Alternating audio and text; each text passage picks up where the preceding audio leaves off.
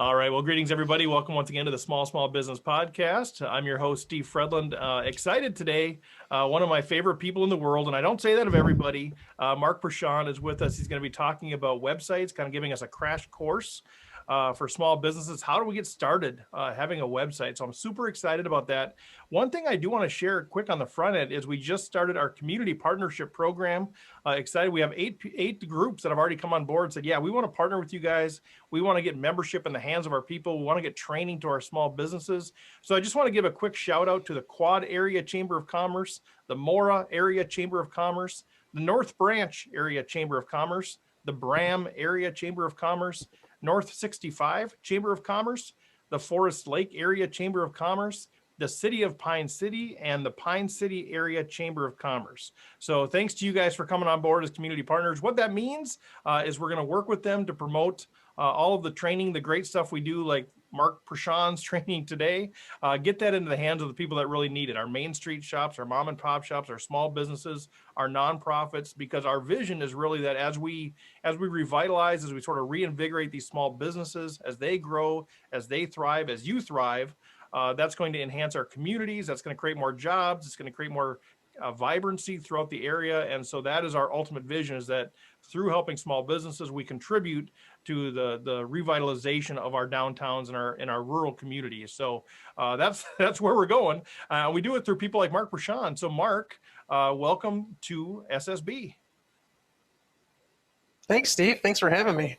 Glad to be back. I think this is the second or third time I've been able to participate on with SSB. So thanks again. Yeah, people keep saying, man, we need more Mark. We need more Mark. So I know you're doing some blogging, you're doing some of this stuff. And I think you're one of those folks that's able to take this, what can be really intimidating, really complicated, it seems like, really like website, I don't even know where to start, and kind of put that into a way of saying, all right, this is possible. We can do this. Right. And just so people know a little bit of a background. So you and I have worked on some things. Well, I say you and I, you've helped me build a number of things. I think we're currently on like our fifth website build. Everything I think from the so, really yeah. complicated to the fairly simple and kind of everything in between. Yeah. No, it's great. I enjoy working on these different projects, and we've had kind of a lot of different genres that we've touched. We've had small business and some more hobby sites. So it's a lot of fun. Yeah. So tell us a little bit about your background, I guess. I know you're working for yourself now. You've got the company called Website Amp. So go check that out, Website Amp. But how did you get to the place in your life where you're now doing this on your own? Yeah, well, I tell you what, I've actually, you want me to start sharing my screen here for those that Sure. are going to be watching this on video? Yeah, that'd be good. Better than looking at us, I think. Probably better. All right. So yeah, I've got Website Amp. It's a company I started to primarily serve small businesses and organizations, help them get online with a website or improve their website that's already there.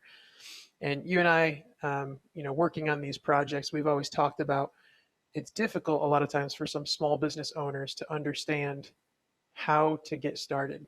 It's so daunting when you're on the other side and you don't know what some of these terms mean.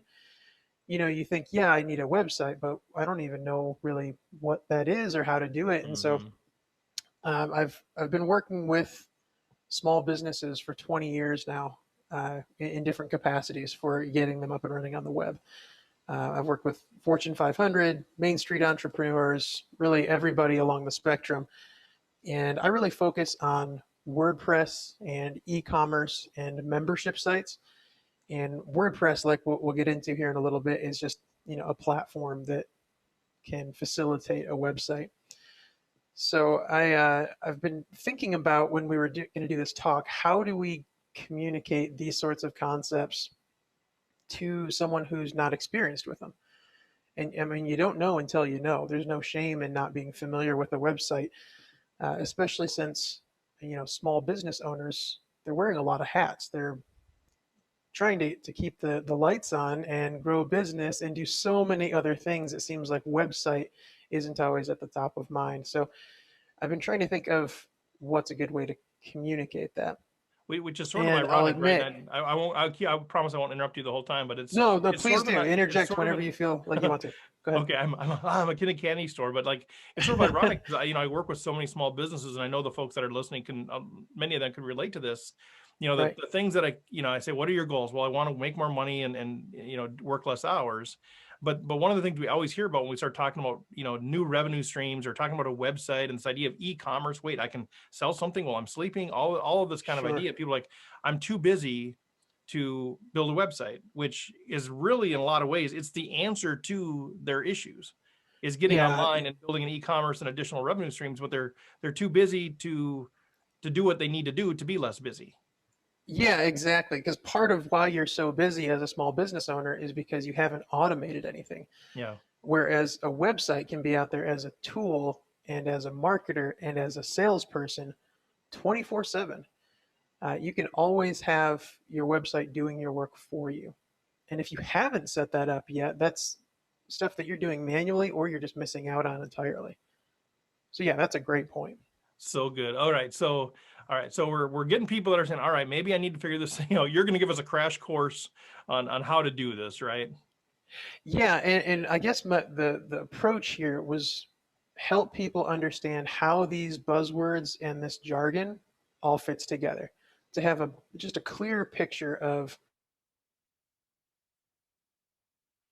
Yeah, Mark kind of froze up there. So he'll be back in a second, but I think as he's unfreezing, I think one of the things for me that I've noticed is that I've built like 5 websites now, and I still get confused by the jargon. And Mark is kind of constantly helping me sort that out. Like, what what does this mean? I'm constantly reaching out to Mark and saying, hey, what does this mean? So hopefully this can kind of help us sort some things out. Yeah, so the terminology is what I really wanted to help people break down. So a little bit of a personal sidetrack here that does apply. Last fall, we bought a 110-year-old Victorian house. So I'll admit that I have DIY on the mind. And so I was thinking, well, if you're building a website, it really is a lot like building a home on the internet. Hmm. And that's cliche and a little bit cheesy, but it's a helpful metaphor, I think. So I wanted to kind of look through that lens and see if we can understand a website a little bit better through that. So there's a few basic concepts I wanted to touch on, and these are terms you might have heard, but not really understood as someone who's, in the small business sphere. So I guess starting at the basics, it's like an address. How can people find you? Obviously with the home, it's a physical address, but Mm-hmm. online, all it is just a domain. And so a domain is your online address. It's like a .com, also called a URL.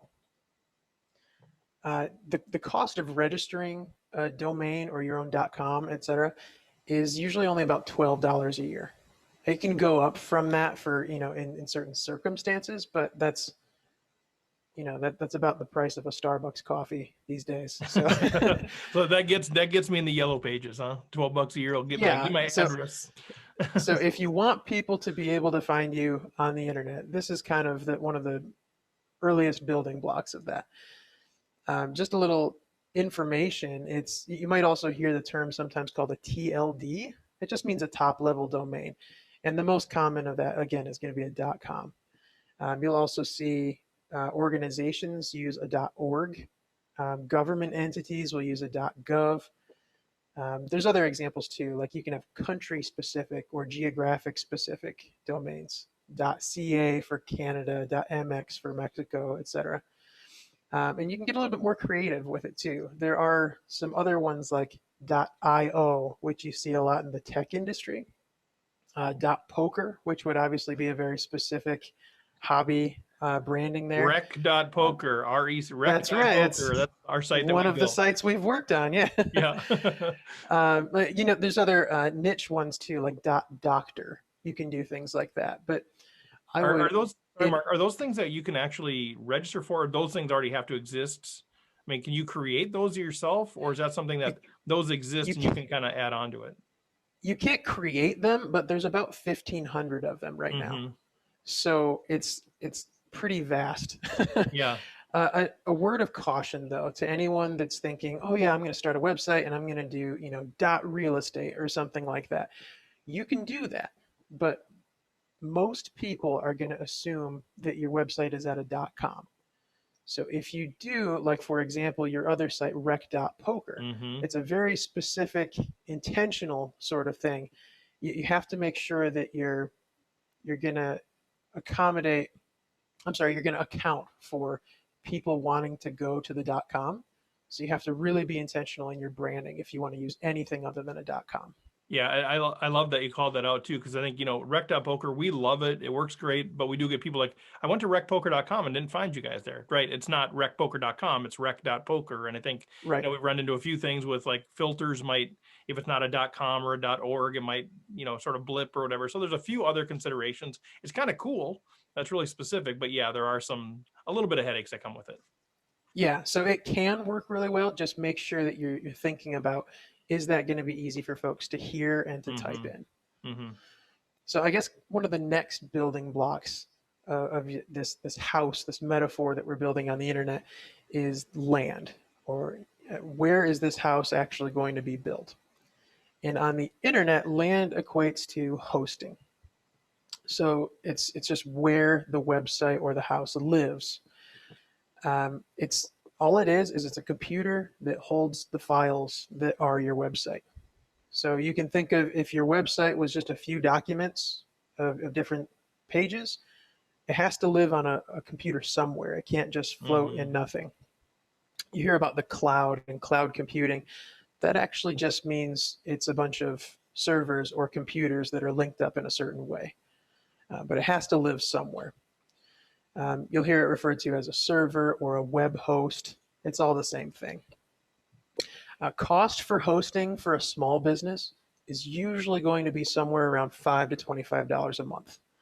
So again, not an incredible expense. It's not like we're talking thousands of dollars a month to get a website up and running. It's Mm-hmm. so much more approachable than you might think.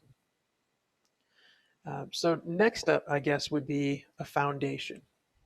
Now that we've got our land, we've got our address, we know kind of where this thing is going to go. How do we actually start building this? And so a foundation is just the platform or the technology that a website is built on. That's not even really a clever one. Foundation and platform are almost the same words. I love this. Yeah. I'm taking all kinds of um, copious notes. I love this. good. I hope it's helpful. And so the platform or the technology for a website is just the operating system or the engine for it. It's just kind of what's driving it underneath. The most common one that you'll hear about, and it actually runs like 30% of all websites, is WordPress. WordPress is the 800-pound elephant in the room, and with good reason. It's a really easy to use system. It's flexible, it's scalable, it's adaptable, everything that you would want your small business platform to be. It's also free. So there's really, unless you have a specific use case pulling you in another direction, WordPress is probably the right fit for most small businesses. Mm-hmm. And so I think the next thing, now that we have this foundation, let's say we're going with WordPress or something comparable, what gives the house its shape? In a house, we could think of that as lumber or framing, and the analog to that in a website is HTML. Mm-hmm. And what it actually stands for is hypertext markup language, but you don't need to know that, and no one ever says that anyway. It's just what it is. You just It's want to get your HTML. name in there. It's named after you. Yeah, markup language. That's right. So it's just the skeleton of websites. It's a basic coding language, and it's really just a series of containers and headings and paragraphs. It's just the actual content and the links and such that goes into the website. It doesn't influence how it looks or how it behaves. This is just the raw boiled down content. Mm-hmm. So HTML, all you need to know about that is that it's the code that makes up a website. So this was especially one of those buzzwords that if somebody heard that, they might think, I don't know. Yep, right, I have exactly. no idea what HTML is. And the good news is you don't really need to. And I'll touch on that a little bit later. Well, what I love about this whole analogy, is I really like, okay, well, where are you going to build it? Where's the land? Okay, I got to have the land somewhere. Okay, boom, that's where I'm going to host it. I like this idea of the foundation just being, the technology. So there, and then the framing piece. I mean, it all just holds together so well. And I think what I like is just like building a house, you've got to have a strong foundation. You've got to have, good structure in your 2x4s. And I think that's where people start to look at the glossy side. And I know you're getting that, sort of the glossy, user interface, boom, boom, boom, exciting, exciting, exciting. But if you don't have Right. the HTML and if you don't have the WordPress foundation, it's hard to turn that into actually converting customers, because you've got to have a strong foundation. Yeah, if you had a very simple but well-built structure, that's going to outperform bells and whistles and flashiness every day. It's going to perform better for a user experience point of view, which we'll touch on later, and it's also going to perform better in search engines. Like it's going to work better. So the structure is more important, I would say, than the flourish that goes on top of it. So that's a great point. And so that comes back to, I know one of the questions that you always ask is okay, what's the point? What's your goal? What's the purpose of building a website? And I think some people are like, well, I'm just supposed to have one. Well, yeah, you are, but what's the purpose? If you just want something Right. that looks cool, you can do that, right? But if you want something that's actually going to convert customers or drive your business, you can still make it look cool, but you've got to start with that end goal in mind that you want to convert customers. And I know what we found with you is WordPress and that strong foundation and that strong HTML are going to be the absolute key to that. Otherwise, you're going to end up having to redo it. Yeah. Yeah. And I guess to extend the metaphor a little bit further, let's say, 10 years down the road, you want to add a bedroom. Mm-hmm, right. You want to build on or extend what's already there. If you haven't built on a good platform or, your good frame or HTML, if the underlying structure there is not sturdy, Yep. then you're going to have more trouble down the road too. So Love it. making sure you do things right up front, super critical. So something that you alluded to there is what I want to talk about next, kind of like paint or decor. What gives a house its style? And in the world of the internet, style is what's called CSS. It stands for cascading style sheets, but again, it just means how things are going to look on the internet. It's things like font settings, colors, spacing, etc. So it's just now your structure starts to have a little bit of personality to it. Some folks might, for their business, want to have like a modern and trendy vibe, or you might want to be more artsy and abstract. Something I think of always like a law office. That probably doesn't make sense for them. Mm-hmm. They probably need to look very straight-laced and professional. And it's also a great way for you to stand out from your competitors. So this style on top of this structure is now, you're getting a unique look that presents your business to your customers in a certain way. Love it. Yeah, that's so interesting. And what I and I don't know if this is intentional or not, but sort of like, I like how you're starting from the bottom up and saying that is the order of things. Doesn't start with the style and then whatever, what could we possibly fit? It's like, let's build the structure that we need to support the business growth that we want. Yeah, that's the most important. I mean, just like starting a business itself, first things you got to iron out is, where's the money coming from? Mm-hmm. How is this business going to be viable? And then you can start building on, other things, other components that come along with that. Yeah. Love it. So I guess the next thing then, we're kind of working our way into what you think of as a fully functioning website would be like the electrical work. What can this house or this website do? And so for the most part on the internet, electrical or wiring sort of function is JavaScript. And again, that's another coding language. You don't need to be a web developer and have a full understanding of how that works. But it's just pretty much the wiring that gives a website advanced function. One of the earlier things, the structure we talked about, was HTML. That can handle things like links and contact forms. But anything beyond that is typically going to be JavaScript. I mean, if you have like fancy logic, or you want to show a message to a customer when a certain thing happens, that starts to get more into JavaScript in general.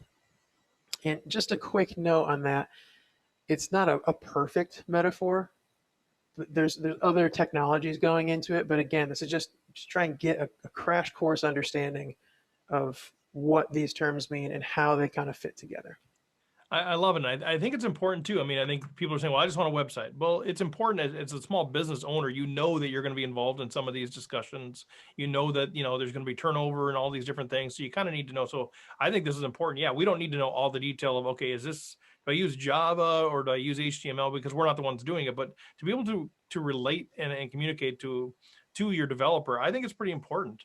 And so I love this. I think this is the right level of thing of saying, all right, well, HTML is sort of that's the timbers, that's the framing, right? And then to make it look good, we use CSS. And now to do some of those specific things, we got a specific, lighting objective, or we want to do something kind of funky. Now we're talking about JavaScript. So I think it's important. So stick with this, you guys. I think it's important for you guys to learn, is take a few notes and kind of ingrain this in your memory.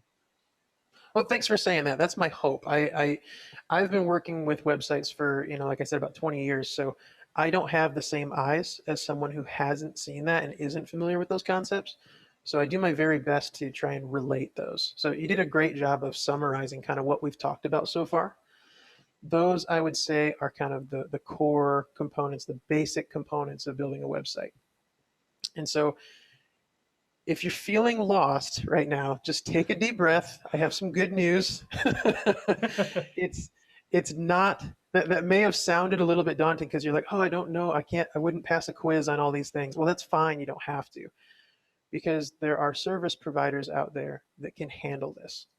But like Steve said, it's just so you have an idea of how to relate these concepts together. So a website designer or developer or a service provider takes care of this. This is what they're designed to do. So they put together packages that have, domain and hosting and platform all wrapped into one package. Further than that, there's a thing called page builders, which are really cool for folks that don't have any sort of knowledge or experience with the HTML and the CSS and JavaScript like we talked about.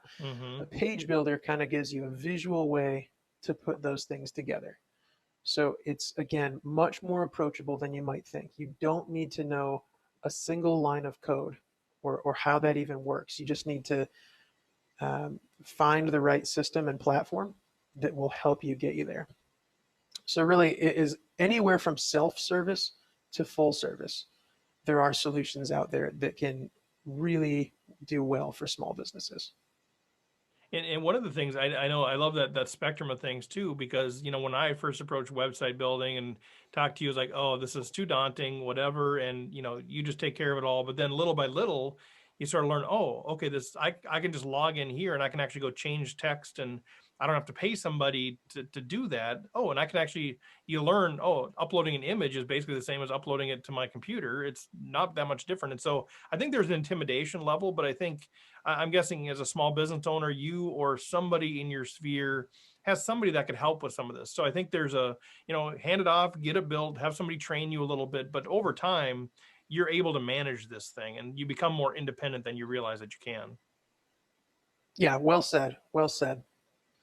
So those, like I said, are kind of the core concepts.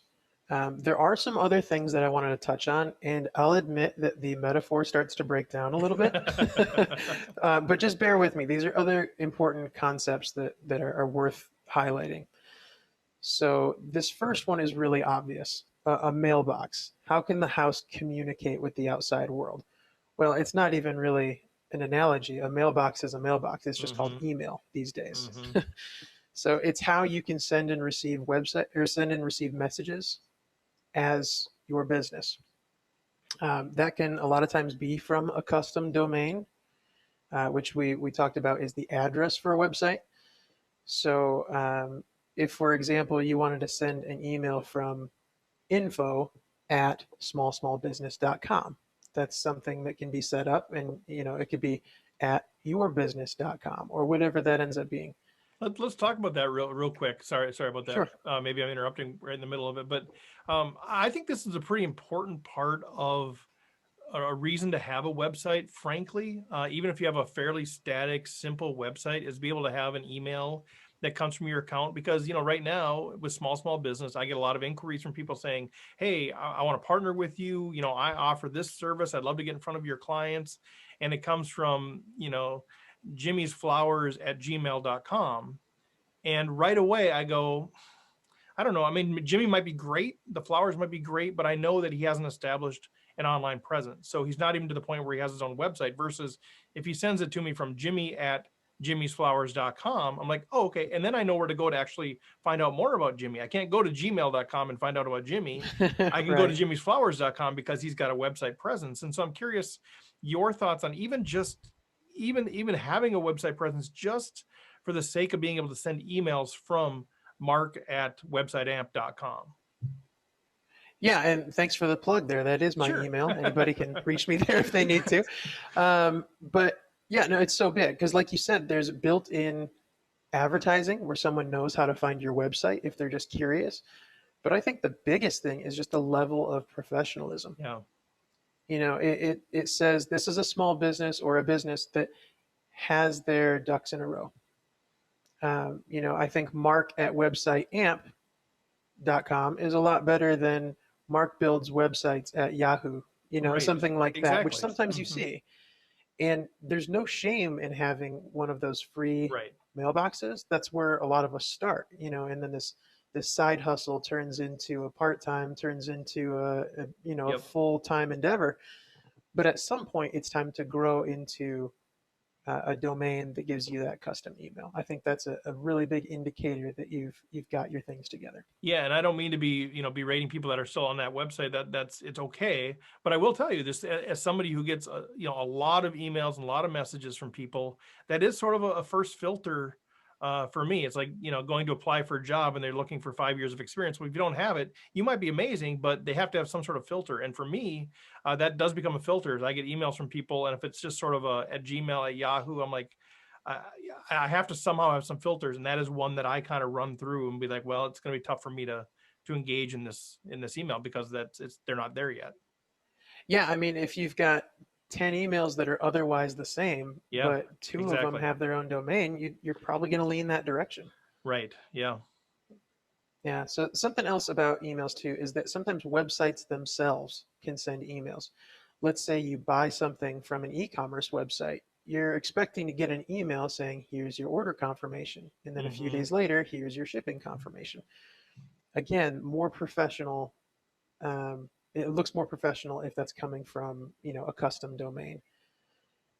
And how on the email side of it too, just, I know I'll get into the weeds a little bit here, but the idea of email marketing is still a very powerful thing. All the experts will still say email marketing is still very effective. And, having a website with the website-based email, a mailbox, a location that you can communicate with, the ability to capture emails on your website too, so that who's kind of come to your website, and then you can actually promote your products to the people that have found your website. That's a pretty important part of this thing too. So it's the mailbox also receives mail, or in addition to sending mail. But the idea to capture people's emails, you kind of need a website presence to be able to do that.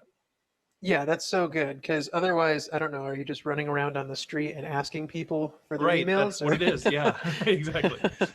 So yeah, if you want to build that email list that you're able to market to, folks that have said, I'm interested in your product.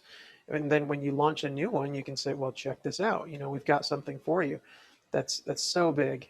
There are some entrepreneurs and some people call them thought leaders out on the internet that do nothing other than like a weekly email to folks. And, if done right, there's no limit to what sort of business that can bring. There's people that are wildly successful just by focusing on email. So that's a great point. I'm glad you brought that up. Yeah. So give people the opportunity to let you know, to basically raise their hand and say, yeah, email me. Yep. People will do that. Yeah, for sure. So shifting gears a little bit, this again is not one where there's really much of a metaphor there. It's just talking about security. For a house and for a website, security is security. You wouldn't leave your front door unlocked. You want to keep out intruders, and you want to let in only people that you actually want to welcome. So on the website, there's it's not always, hackers in dark lighting and stuff like that trying to attack a website. There are computers out there called bots or robots that are just trying to find weaknesses in the internet. And so by just setting up some basic levels of security on a website, you can prevent, 99.9% of any issues there. Mm-hmm. One term that folks might have heard on this is SSL. It stands for Secure Socket Layer. That's a non-negotiable these days. So if you're looking for, you're shopping out website providers or service providers, and they don't cover SSL or this secure layer, then I would move on. Mm. Because if what that means is it ensures the visitor and your own website that communication is secure. So if someone goes to your website and they see that SSL, they know that bad actors and other robots on the internet can't intercept your data. So that's not so important if you're just putting in an email address. I mean, it's good, but where it really comes in handy is if you're putting in your credit card information, or Mm-hmm. in some cases with government websites, even more sensitive information like social security number. This sort of security is crucial. So I would definitely recommend that folks at least make sure that SSL is covered. Mm-hmm. I love that. Now, as you kind of keep digging in further, this is where you start going. I think this is the place where people start going, okay, well, maybe I can do this myself. Maybe, I can do some of this stuff or whatever, and Mm-hmm. foundation. Okay, make it look pretty. Maybe I can learn enough about this and that, and then start getting into the security stuff and some of the updates and the upgrades. And I think that's where people start going, oh, maybe it's just too tough. And I think my message to you is keep sticking with this thing, but realize this is the value of somebody like a Mark or whoever, a website developer that can do these things, and they do it for you, and they take care of it. They take all the headaches out of it. And so it's necessary, but it's possible. Like, this is all part of a standard package from somebody who's really good, who knows their stuff, right? Yeah, and to go back, I guess, to the metaphor, you wouldn't not buy a house because you don't want to change the locks on the front door. Yeah. It's just something that comes with the territory, and it's not insurmountable. Watch a YouTube video and you're good to go. Right. You can understand how to take care of these things. So Okay. these concepts are not impossible, like you said. Love it. Yeah, it's sort of like locking your doors, right? Keep out the honest criminals. Like, make it really tough for people to get in, because then Yeah, if it's tough to get in, they'll just go on to the next car. They'll go on to the next right. house. If Yeah. yours is locked, they'll try it locked. Okay, I'll go on to the next one. Keep out the ones, don't make it easy for people.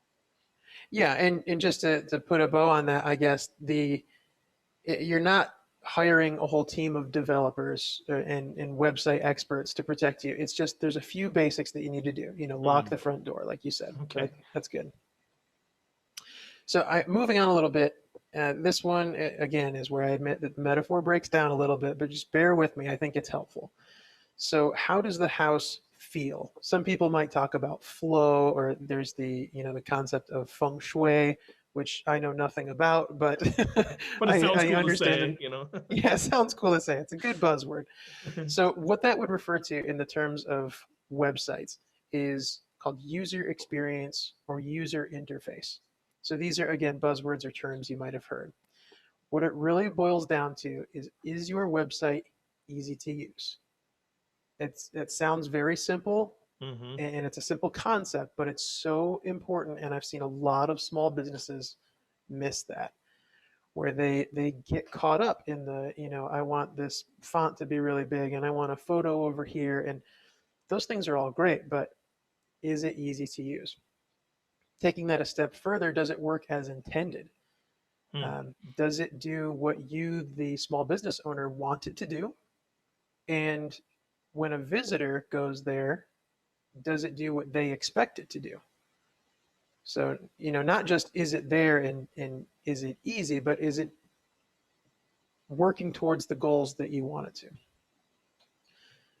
to? So yeah, like, is the Mm-hmm. content and the style and the function of it, they're all working toward that goal. User experience, you'll sometimes see abbreviated online as UX. Likewise with user interface, you'll see it sometimes as UI. That's all that means. We're just talking about how does the website work? Does it function well? So that's really it on that. It's just a good idea Yep. to have an understanding of those concepts. Well, and that's So I love that because I think it's a great analogy, right? Like you can build a real functional house with the right electrical, the right mailbox, the right security, but if you like get in the house and you're like, this kind of sucks. It's not really, you know what I mean? Like I got to go through 3 bedrooms to get to the bathroom, or right, why like are there 3 islands in the kitchen? Like, right, exactly. The toilet's in the middle yeah, of the living room. I don't understand what's going on here.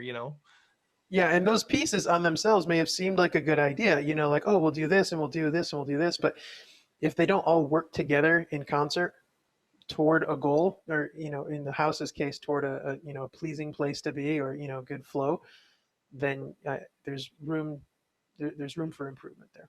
Yep. Yeah. I mean, the architect, with all the genius ideas that they have, they build it or whatever. But I'm moving into my house and I wasn't involved with it. And like, let's say I'm 70 years old and I can't go up and down stairs, but I come in and all it is just stairs going up or down.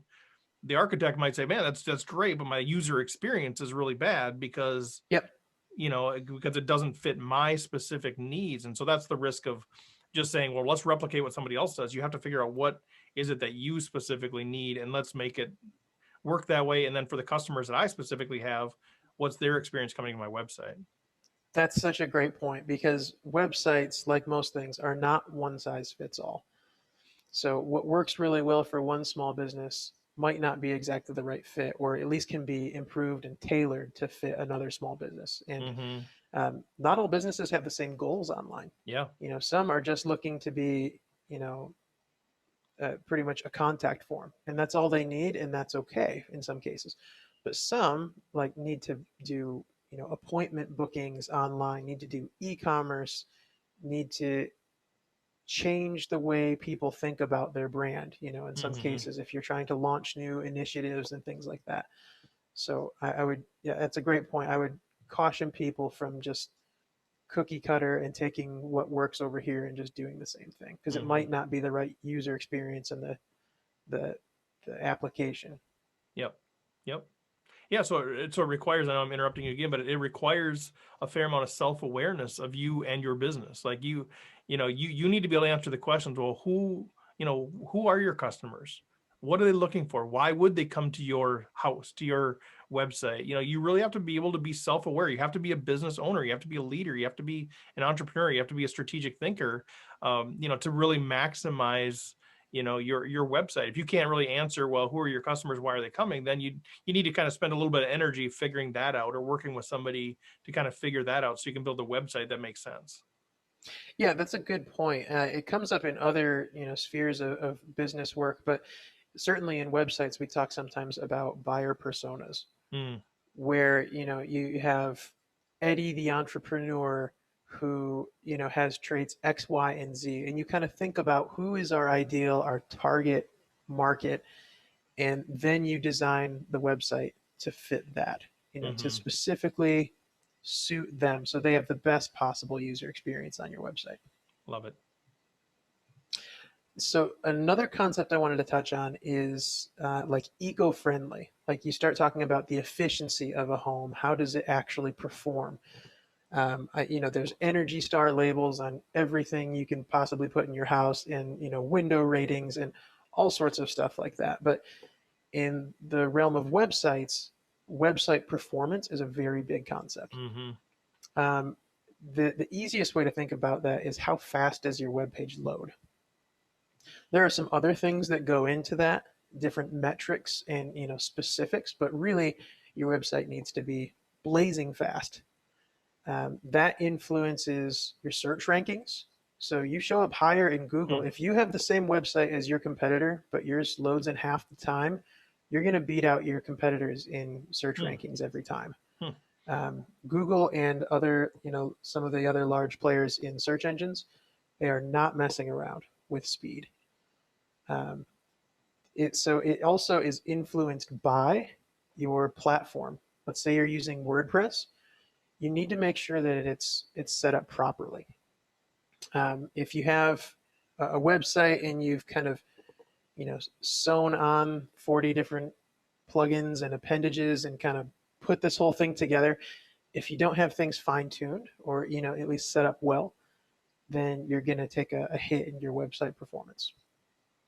Another contributor to performance is your hosting. So sometimes you'll see people, companies out there advertising like you can get a website for 99 cents a month. Mm-hmm. That's true, but a lot of times that's going to be with web hosts or servers that are very slow.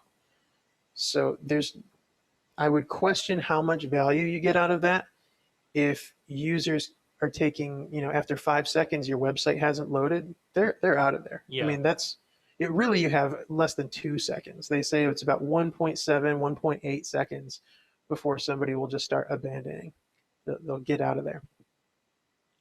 Website I was gonna say this, performance. it's such a critical piece too, and maybe you'll touch on this a little bit more, but this whole issue, this is where it helps to have a great professional. And I'll promote Mark. I don't promote a lot of people 100%. I promote Mark 100%. But this whole thing of, we've been doing different websites and we build them and then they grow. And so everything like say we have a membership site. So Rec.Poker, we actually have members on there and they can have forums and discussions and posts and all this kind of stuff. And those things can take up capacity. So Mark, having an expert go back and kind of, okay, let's figure out what do we have to do to actually speed this up? Because that can bog things down. Or my speaking site, stevefredlund.com, where I have actually videos running in the background to try to make it more dynamic. You were like, okay, well, here's what we need to do with our files. Here's what we need to do with, the infrastructure to make it happen. I didn't need to worry about that. You just told me what to do or whatever, or you just did it yourself. And so I think that's huge to have somebody that gets that, somebody that has the expertise to understand the importance of speed and the knowledge to be able to do whatever magic you guys do to speed things up. Yeah, it's a good point. You don't need to know how to do every possible thing here, but you need to know that it's important. You need to know that website performance can't just be neglected, because you might have the best website in the world, but if it's super slow and doesn't do what it's supposed to, it's not much good. Yep. So kind of tying into that in terms of performance is a concept called accessibility. And how does it affect different users? It's easy to think of, in terms of like a business, like you're required to have wheelchair ramps. You're required to have signage that has Braille in some cases. There are folks out there who are in different situations, and maybe it's a disability or an impairment or something like that. They're using websites too. And so that's important. Kind of dovetailing into that accessibility for those with different abilities is compatibility. So a term that is thrown around a lot in websites is responsive web design. All that means is that a website looks and performs good on any device. So here in 2021, we have mobile devices, tablets, desktops, laptops, and everything in between. I think there's a size device for everything, including watches. I mean, we don't have websites yet on most watches, I don't think, but who knows what's coming down the road. And as of last year, there is more traffic to an average website coming from a mobile device than there is from a desktop or laptop. So so even if you're, a small business and you think, oh, I've just got a normal website, I don't need it to really look good on a mobile. Mobile is actually more important than a desktop or laptop. Well, I think especially, the folks that we're dealing with, and, with COVID and everything too, restaurants are hit so hard and all these things. But, the things that, as we've been studying this, as we've been talking to communities, talking to small businesses, I think one of the biggest opportunities that are missed are people that are traveling. They're coming up, they see, oh, okay, Pine City, 15 miles. Let's stop somewhere to eat. Let's Google Pine City, whatever. Comes up, there's no restaurants listed there. Or they pop it up and it comes up and it's like all skewed on the thing and you can't even really get to the menu or whatever. And people are just going to move on to the next one. And so they're moving on to the next town. They're going to Hinckley, they're going wherever the next town might be. And so I think that's a big thing, a missed opportunity. So when you talk about website presence, an expert can help those things look good on every device, help the speed, and help you be found. And you're gonna be surprised. You're gonna get customers you have no idea how they found you, but they found you through the website.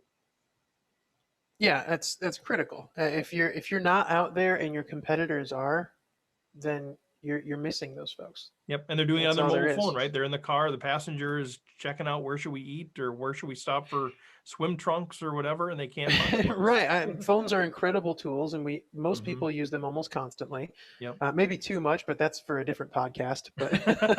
Right. But no, they're amazing supercomputers that give us a wealth of information. But if your website is not performing well on a mobile device, then you're missing out. Hmm. Hmm. So just again to touch on the accessibility part of this, there are, I mentioned the wheelchair ramps in people with disabilities. There are things to consider, like you probably don't want to have a video playing at crazy volume as soon as Hmm. your website loads up. Not only is that annoying to most users, but there are folks where that would be a significant problem for them. It's, Yep. sensory overload and things like that. So it's a good idea to just kind of have that in the back of your mind, the accessibility, how this might affect people on different devices or with different abilities. Hmm. Hmm. So that's like 30 or 40 buzzwords that I tried to make some sense of. I hope that there's some sort of clarity to you and to the folks listening. Yeah, I thought it was really good. I love that picture. I've got a picture of what it looks like. I kind of want to draw it out because it helps even when you and I are talking about stuff. Because I mean, I like to dig in a little bit here and there. So HTML. I can once I understand what that is, then I can actually maybe use it, or CSS. But I haven't really thought about it in these terms. So I think it's fantastic. I think it's a great picture of it, and I think it shows a couple of things. Well, it shows a lot of things. I think one is the complexity, yet the value of having an expert do it. I think we need to understand it, but just having the value, but also come from the cost perspective. I thought that was interesting. You pay for the address, you pay for the location. The rest of it is you're paying a person to actually, design and build the house with you in conjunction. And so that's where Mm-hmm. the costs are. There aren't a ton of hidden costs, really. I mean, I think right. I think it's sort of the domain, and then it's the hosting, and then it's whatever it costs to kind of manage the site. And so usually you can, start with a budget and say, all right, I got this Mm-hmm. much to spend on a website. We'll talk to you and say, what does that look like? And you say, okay, well, it's this much to build it, this much to manage it. And by Yep. managing it, that means you're doing all the upgrades, all that kind of ongoing stuff, which I don't need to worry about. Yep. There's new security patch, boom, Mark takes care of it. And so it's sort of like belonging to an association, which I've never done, the homeowners association, right? Where I pay, but I don't have to mow the yard. I don't have to shovel the snow. I don't have to do all that stuff. Like right now, it's 31 degrees below zero in Minnesota right now. But, I have to do all that myself because I'm a homeowner. But if I belong in an association, if I hire Mark or whatever, now somebody just takes care of it. The yard just got watered and the shoveled, snow just got shoveled. So I Yeah. think you say, here's how much I'm willing to pay, and then kind of not worry about all that stuff. Yeah, I'm not sure how anxious I am to be compared to a HOA. I know there's a lot Fair of enough. Fair enough. Fair enough. there's a bad taste there, but no, the I'm concept trying to run the is there. analogy, Mark. No, I like it. You extended it. It's good. It's a great point. There's some folks are going to be comfortable taking care of more of those tasks, Yeah. and some aren't. And yeah, it's like a HOA, or you're just hiring someone for a small amount to take care of the tasks that you don't want to handle. Yeah, That's really all it boils down to. yeah, there. you guys do everything, but I'll shovel myself. I want to do that or whatever. You can kind of pick and choose, Sure. pick and choose those pieces. So I think the big question for everybody is going to be kind of cost, right? I think some people haven't even really engaged because they think, well, this is going to be a $20,000 spend or whatever, Right. whatever's in people's perspective. So maybe give us some parameters around this. I know we offer website building with you. We offer it in conjunction with marketing coaching. We offer it in conjunction with business coaching, but people can just do website, on their own, kind of standalone. So I don't know if you're comfortable framing up sort of a general expectation for people, but kind of what are your thoughts on that? So what, in terms of, you mentioned the domain is maybe $12 a year. You mentioned the hosting is, maybe $20 a month, that kind of thing. But to actually Yeah. say, hey, Mark, can you build me a site and then manage it? What are we talking about? Yeah, there's a disclaimer, an asterisk I know, on that at I know. first, that it varies wildly, Yeah. based on what a business is trying to do. But there are some kind of general ballparks that I'm comfortable giving. Like if someone wanted to go, do it yourself, you're going to figure out how to do this platform, figure out how to do your own stuff. You're probably looking at, $25 or less a month. Mm-hmm.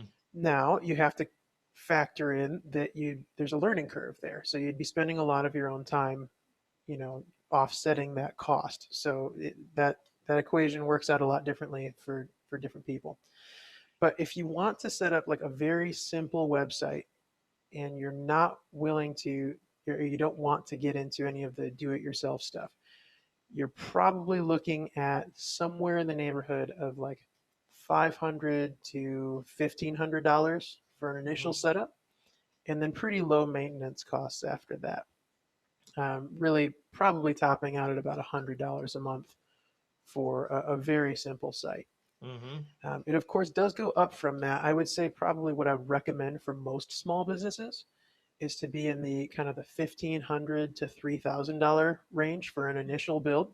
Mm-hmm. Now, what that gets you is, like I said, a salesperson, a marketer, a website is constantly working for you. Mm-hmm. So I've seen with a lot of clients, and I know this is common in the industry, that websites pay for themselves in like a few months. It takes almost no time to recoup the cost of a website if it's done right. And that's not even Yeah. necessarily like selling things online. That can be just, your marketing efforts. It's easier for folks to contact you. You're not spending 3 hours a day on the telephone. There's so many ways that a website can It's a place to put all help. your testimonials, all that kind of stuff, to have people that say Right. great Yeah. things It's about your you. You put those out there, they go to their homepage and they see all these people that love you or whatever. Mm-hmm. right. That's so big because that's a way for, even in a COVID sort of time, word of mouth still exists. It's just Yes. usually online. It's folks reading testimonials, and there's something real to that when you see, this is someone who sounds like they're in a similar position as me, and they loved this. So I need to get some of that, that takes care of some of my concerns, and this Mm-hmm. might be a good fit for me. So there are some small businesses that want to like go like a full-fledged e-commerce solution. Mm-hmm. Maybe you have 100 different products and you want to sell them online and you want it to be all automated. That's definitely possible. And then, of course, the costs can go up a little bit from there, and it's going to be more of a case by case basis. But even still, you're going to be recouping your costs very quickly. Mm-hmm. Because Yeah. if you're, go ahead. No, sorry. I just got all kinds of ideas, but like even one of the things that we've done is we've started affiliate relationships as well. And so to have a website where you can promote other people's products and they use your link, they click on your link and they go there and they buy the product. You don't deal with anything at all. You don't have to do any of the transaction. You just get money. Yep. And so that's another thing. Like if you think about, okay, who are the people that you refer people to all the time? And you don't get paid a dime for that because you're just a nice guy, whatever. But if they go to your website and they say, "Oh, I'm going to click on here because they recommend whatever, this person," and then you go there and you've got an affiliate relationship, you're going to get paid for that passively while you're sleeping. Yeah, there's endless ways for Yeah. websites to make a business money. That's a good example of one where you can write an honest review of something. Maybe it's a service or a program that you use, and you can say, "Hey, I recommend this. Check this out." And then if someone clicks on the link, then you end up with a very small fee, but it's generating money for you while you're sleeping. Mm-hmm. Mm-hmm. I So love yeah, it. that's so good. So the cost can vary quite a bit, but it makes up for it. And just, in a sense, it's sort of a cost of doing business as well. I mean, it's sort of, you just kind of say, I need a website. It's going to add Yeah, that credibility. It's going to add that professionalism. It's going to add growth for people that are thinking about, man, I eventually I want to retire, but we don't want to, as small business owners, we don't want to just make enough money to survive to retirement. We'd like to be able to retire with an asset. Well, part of that asset right, is you build up, you have a good website presence, you have a good online presence, you built up a good email database. All of right, those things are adding value that beyond just making sales, they're creating wealth for you for that when right, that time comes for you to sell the business. So you don't just close shop as Bob's Garage. You actually can sell Bob's Garage because you've right. got all of these tangible and intangible assets. Yeah, a website is a fantastic asset, especially if you've done the work, you've fine-tuned it over the years, and then the more that you can automate, it's just going to be a high-performing part of a business by itself. And I know we're over time. I always interrupt so many times, but I have so many questions. But one thing, what about the folks that are out there going, all right, I've got a website. I don't need to start a new one. I've got one, but I'm like, I don't know, it seems outdated or whatever. Like, do I have to start from scratch, or could we maybe salvage what I have? Can I use the same URL? What do you have to say to folks that are going, I think I need an upgrade, and is it going to kind of cost me the same as starting from scratch, or what do I need to do? Yeah, great point. First, I would say to those people, congratulations, because getting a website is the best first step you can have. There are a lot of folks that, for one reason or another, haven't set that up and haven't taken that first step. So I would say, good job getting a website. As far as salvaging or improving what's there, in almost all cases, yes. Most websites don't need a complete overhaul. They Mhm. just need, some tweaks here, some performance gains here. We'll move this and kind of adjust this to get a better user experience. And the costs, as you would expect, are going to be much lower than that. You're not starting from scratch. You're not, building from the ground up. You can, similar to, back to the home metaphor. If you do a remodel, even if you take it down to, the sticks and studs in the wall, it's still cheaper than building a new part of a house. So it's the same sort of thing. You can use what's already there, use the good, and improve where you need to. Love it. Okay, so people are going now. All right, I either need to remodel my existing home, or I need to build a new home. I don't have anything. I need a website. I need to talk Yep. to Mark. What's the process to work with you? How do they get a hold of you? And then how long until they know kind of what the cost might be? Is that just talk a little bit about the process of engagement with you. Sure. Yeah, I have no interest in hooking people in and suckering them in, and I want to be very upfront with people. So if someone comes in and they say I have a budget, a total budget of $75, I'm going to say, well, there's probably not a lot that we can do with that. And Hmm. maybe there is. Maybe there's some tiny solution that we can come up with that's a good fit. But I want to be realistic with folks. Likewise, if they come in and they say, I need some massive website with, 10,000 products, I'm going to say, well, you probably need to hire your own team. Hmm. You might want to bring this in house. But no, for most folks, a small business owner, they don't know what this really looks like. And so I am happy to sit down and chat with folks, Zoom chat or just a telephone call or email chain, and bounce through some of these initial questions. First, there's some exploratory questions like, what do you want this website to do? Um, long before you even get to budget, just let's talk about, what are we trying to accomplish here? And so that really determines how a lot of that conversation goes.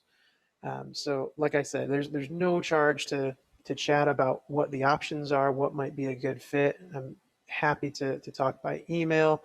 My website is website amp. That's AMP, like amplify.com. And that's probably the best way to reach me. I'm also on Twitter or LinkedIn if that's your method of choice too.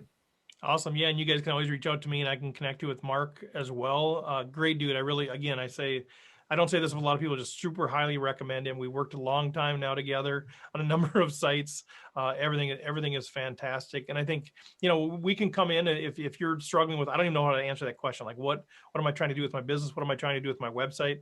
Those are things, we could work together with SSB. I could work with you as the Right. listener to say, all right, let's clarify that. What's your vision? What's your purpose? What are you trying to do? What's your business strategy? Let's get that, and then decide where does a website fit in. And then once we have clarity on that, all right, Mark, make this happen for them. And so I think we've got a pretty good team of people that can really help you. So if you're kind of intimidated by the questions of, I don't even know what my website is supposed to do, well, maybe Sure. we need to have a conversation first, but and then connect you with Mark. But man, reach out to Mark, great guy. Any final words, Mark? Anything else that we didn't really touch on? I know we covered a lot of ground here in the Oh, we hour, but did. We cruised through a lot of stuff. yeah. I think I've already kind of summed up what I wanted to talk about, but I just wanted to say thanks again for having me. It's always a pleasure to chat with you, and hopefully the listeners got something good out of it. Absolutely. Yeah. So websiteamp.com. We'll put it in the show notes. Otherwise, reach out to me. Check out smallsmallbusiness.com. Reach out to me, Steve at Small Small Business. We'll just have the conversation, get started. Let's get you built. Let's get those websites built. Oh, and one more thing I wanted to mention earlier. there's a lot of funding out there, you guys. There's still a lot of COVID related funding. The state of Minnesota has funding. There's grant programs. If you're going, man, I want to get online, but I just can't, at least investigate it. Talk to me, talk to your small business development group, talk to your EDA, and just see, is there funding available for me to build a site? We've built dozens of them through funding from cities and counties and states. And so it's out there. Go pursue it, or find somebody that can help you pursue it. Get that thing built, and then call Mark and say, Mark, I got funding. Let's get this thing done, and you'll get it done. So with that, we'll wrap it up there. But thanks, everybody. We'll chat next week.